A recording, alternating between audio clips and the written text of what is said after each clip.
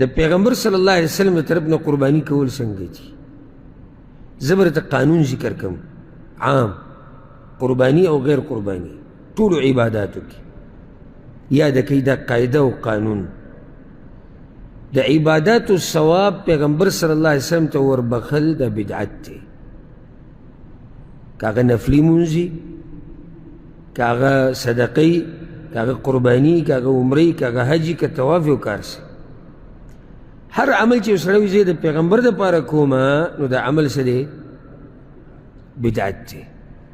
نبی علیہ الصلوۃ والسلام په نوم باندې مستقل قربانی کول یعنی ذبح کول نه صرف جایز بلکې دا مستحب دي او د اجر او د ثواب د پاره باعث دي. نبی علیہ الصلوۃ والسلام په نوم باندې چې کومه قربانی هغه د نفلی قربانی وي، دا هغې غوښه خپله هم خوړی شي، مالدارو ته هم ورکولی شي او بل دا غریبانانو ته هم ورکول جایز دي. نبی علیہ الصلوۃ والسلام چونکې امت د طرفه قربانی کړې وه، بلکې نبی علیہ الصلوۃ والسلام امت باندې بے انتہا احسانات دي، لہذا بصورت گنجائش امتی لرهم پکار دی چې نبی علیہ الصلوۃ والسلام د طرف نه قربانی وکړي.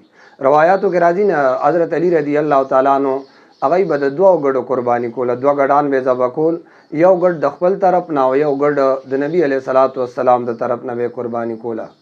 ها مرحومینو د طرف نه چې قربانی سو کوي دا غي دوه صورتونه دي، یو دا چې د مړي طرف نه قربانی کول غواړي نو یو مرحوم د پاره هغه د پاره به یو عیسی هغه اونیسی غټ ساروي کی کني دغه شان وړو کې ساروي دا غي په مال بس هغه حلال کی.